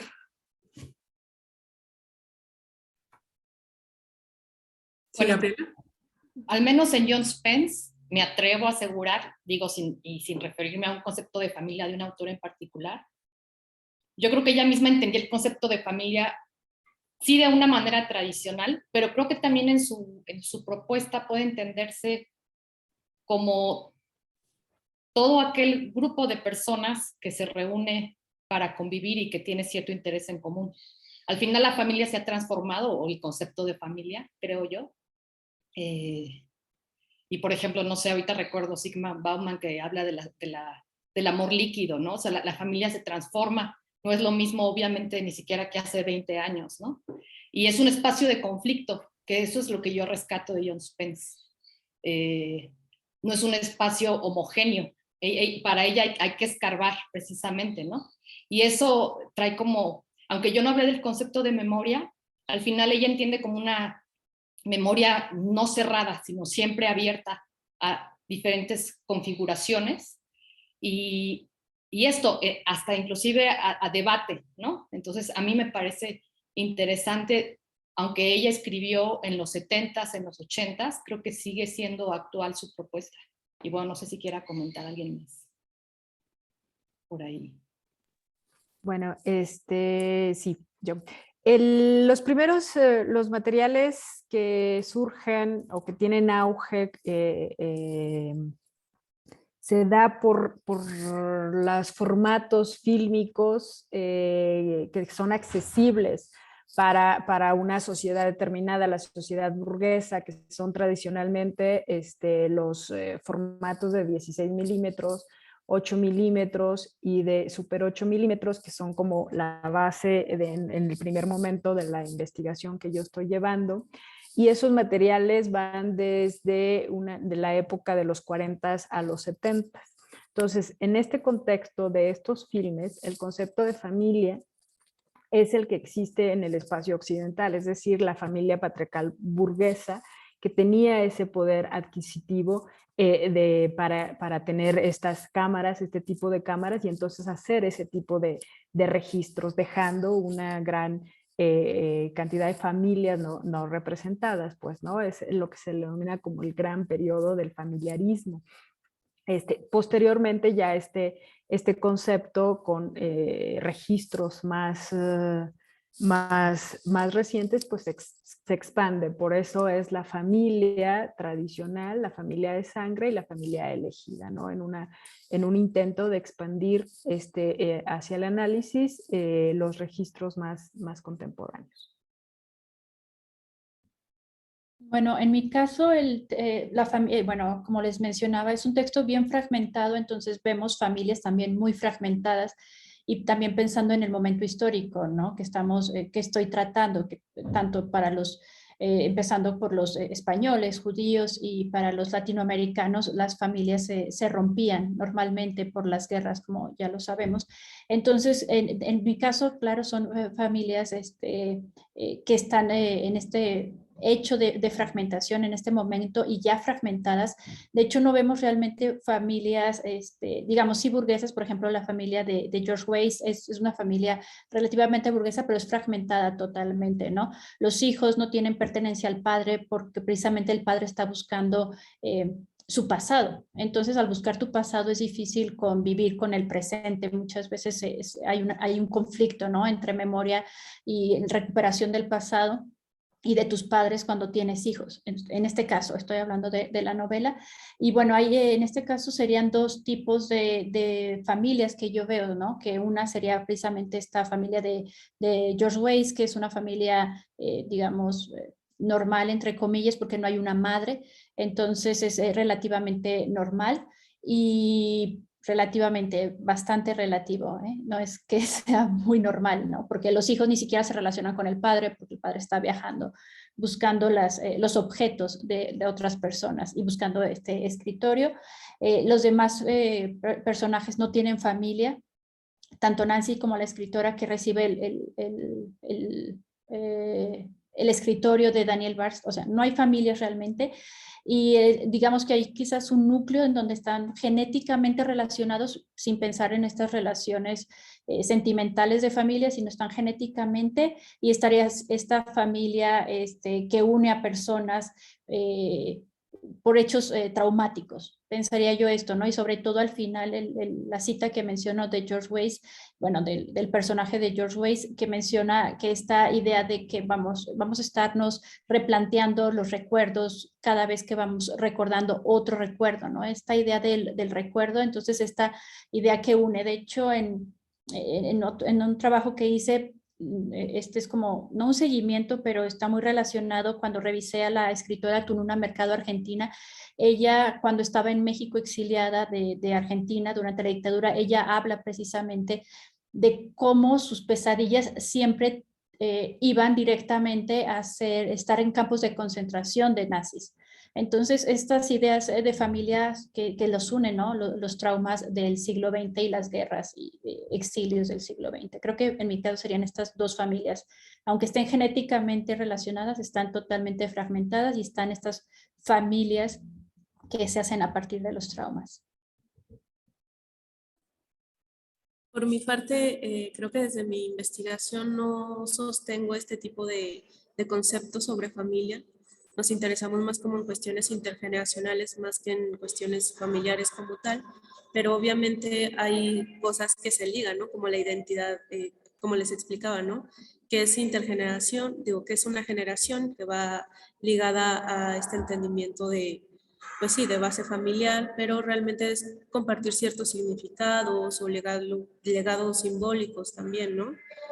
Que pues llega ahí una identidad, sí, una identidad familiar, ¿no? Que trae acompañado la persona, ¿no? Los participantes que llegan al taller de cortometrajes, pero en sí, ese concepto no lo manejo en mi investigación como tal. Aquí tenemos un comentario de Gabriela Luna en referencia a este concepto de familia y menciona, creo que aunque este concepto va configurándose, indudablemente la infancia es un punto en donde estos entornos nos construyen. Gabriela Barragán ya aquí comentó, y la misma idea de infancia y cómo se vive la niñez se construye de acuerdo y en ocasiones a cierta idealización.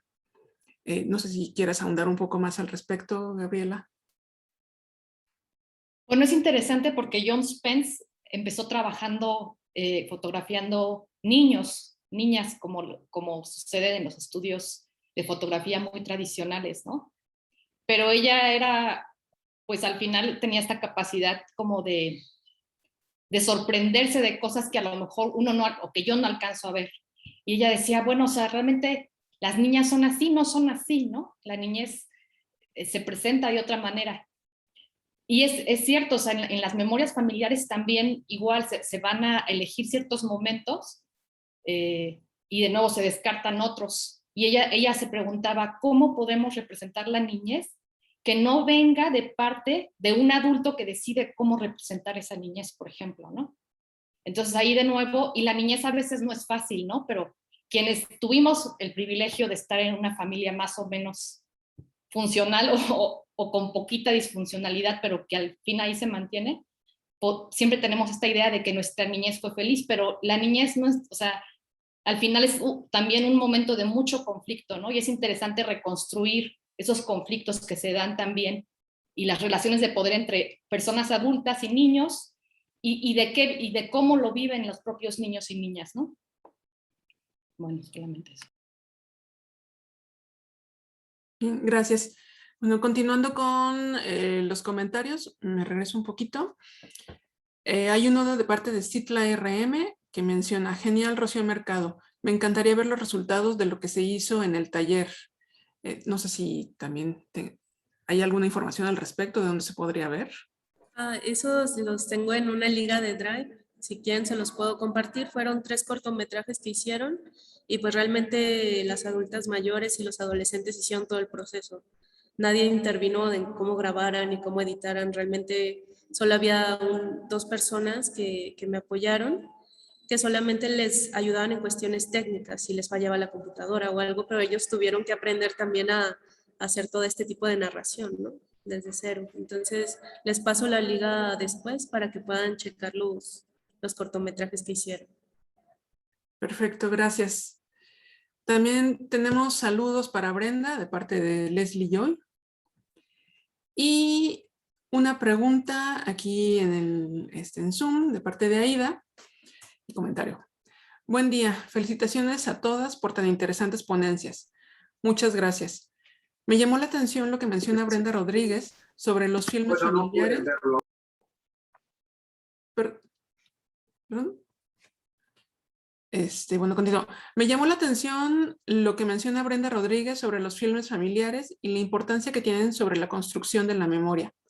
Personalmente, hace poco digitalicé los videos caseros de mi familia y fue una experiencia muy especial. Quisiera preguntar, ¿en su mayoría existe una repetición de las actividades grabadas en los archivos familiares en general? ¿Interfieren las personas designadas a filmar? En mi caso, mi madre filmaba y creo que tenía cierta particularidad a la hora de escoger qué documentar. Hola, sí hay una repetición, lo mencionaba Gabriela Barragán, me parece que lo mencionaba. Siempre, ¿qué importaba al filmador registrar de estos actuaciones? Los que consideraban trascendentales dentro de la cotidianidad, como son las bodas, los bautizos, las fiestas infantiles, o este tipo de cámaras también fue muy utilizada por profesionistas como médicos, como ingenieros, y entonces registraban algunas de las actividades propias de ellos, como el proceso de construcción de una obra o como la adquisición de ciertos aparatos. Pero en el entorno propiamente familiar, pues sí eran esos hechos, digamos, más trascendentales de la cotidianidad, los primeros pasos del bebé y ese tipo de cosas. Entonces, casi todos los archivos familiares encontramos ese tipo de acontecimientos o de eventos. Son pocos, como se mencionaban, los que incluyen un funeral, por ejemplo, ¿no? U otro tipo de desgracias o eventos traumáticos. Están más ligados a los eventos felices. y interfieren las personas designadas a filmar en este concepto que mencionábamos anteriormente de la definición de familia. Generalmente era el padre, el filmador, era el que compraba la cámara y entonces era como el encargado. Pero si analizamos la historia de este tipo de cámaras, hubo un momento en los años 20, los años 30, que fueron diseñadas para que los usaran las mujeres. La publicidad decía que era hasta tan fácil, ¿no?, que de usar, que una mujer podía ser la filmadora, pues, ¿no? Entonces, incluso los cases, los estuches de las cámaras venían en 3 colores distintos, pues, ¿no?, para que combinara con las ropas. Entonces, sí hubo durante mucho tiempo una producción, una publicidad destinada a que las mujeres accedieran. También los vendedores de estos tipos de cámaras, esto lo menciona Patricia Zimmerman en su análisis, en su historia de este tipo de cine, del cine amateur. Había agentes de venta de las cámaras que iban a las oficinas y a quienes se los vendían más era a las secretarias. Entonces, a partir de toda esta, digamos, serie de películas que fueron filmadas por mujeres, sí podemos hacer un análisis distintivo entre la forma de registrar, ¿no? Una de las características importantes también de estos registros es que no hay una intención de narrar y tener una continuidad. El montaje es muy azaroso. Pasamos de grabar a lo mejor al bebé que está aprendiendo a caminar y luego nos vamos al registro de una iglesia o de un paseo familiar. Los viajes fueron algo mucho que se grababa en este tipo de películas y esos fragmentos nos van diciendo, nos van mostrando esas formas de mover la cámara y demás. Hay una película de Kieślowski que se llama El Amateur, en el que justo habla de cómo el filmador casero no puede ser un filmador profesional, ¿no? Porque se pierde esta primera intencionalidad, se abandona este estatuto de filmador o de cineamador, ¿no?, que también se le tiende a denominar. Filmadores, Jonas Mekas utiliza este término y que ya se trasciende, pues, ¿no? Entonces no hay, digamos, una manera formal de identificarlo, pero sí hay ciertos rasgos distintivos de la forma de registro entre unos y otros dependiendo de quién es el filmador. En la actualidad, pues bueno, esto ya se diversifica, pero en estos materiales que son materiales fílmicos, que además las condiciones mismas del dispositivo, ¿no?, de registro, que era película, por lo tanto eran rollos de duración muy corta, entonces se aprovechaba también y se cortaba el plano de una forma muy abrupta, por eso tiene su condición de cine mal hecho, de cine artesanal y demás. Con el video pues ya viene otra posibilidad de una mayor duración en el registro y de poder tener más material de los filmes, que seguramente es la época en la que te grabaron a ti en la familia. Bueno, me extendí muchísimo, pero espero haber contestado. Gracias. Ahora tenemos un comentario de Carolina Rodríguez. Me pareció importante estos cuestionamientos sobre el álbum familiar y cómo estos registros no coinciden con nuestras interpretaciones de la vida, sobre cómo estas fotografías tradicionales no se encuentran los conflictos, la familia vista también como un entorno no seguro para muchas mujeres. Que bueno, creo que tiene que ver sobre todo con la exposición de Gabriela Barragán, ¿no? Y esto, las observaciones que hacía John Spence respecto a el análisis de los álbumes.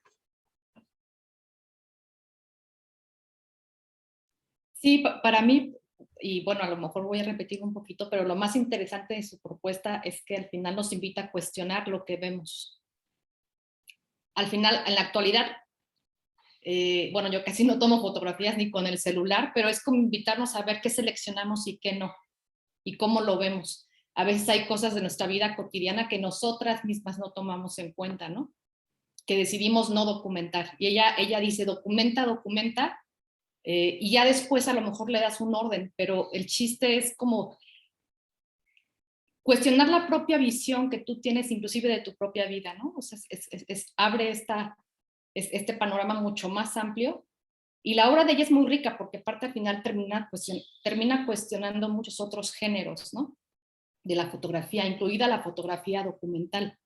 Porque la fotografía documental, bueno, siempre se tiene la intención de que haya un receptor que la entiende como de manera directa, pero en realidad los procesos, bueno, yo no sé nada de semiótica, pero desde John Spence o desde Walter Benjamin, esos procesos de recepción son mucho más complejos, ¿no?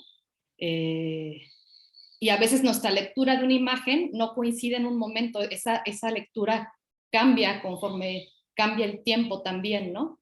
Entonces por eso ella propone esta idea de estar cuestionando y de que es una tarea siempre continua.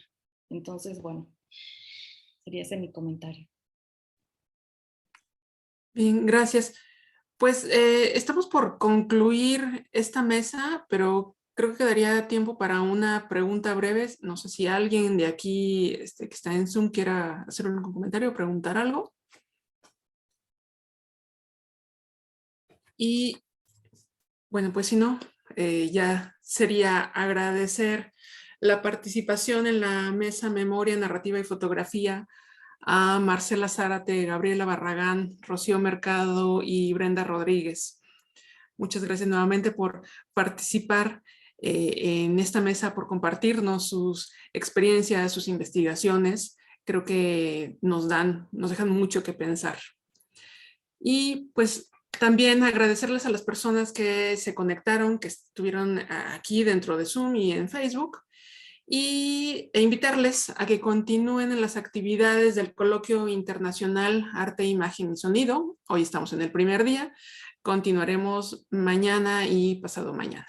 Así que estén pendientes del programa para que puedan conectarse en el Facebook correspondiente. Hoy en la tarde, de hecho, continuamos con las actividades. Pues muchísimas gracias por estar aquí. Gracias, Lucía, también a ti y gracias a todos. Muchas gracias. Gracias, bye.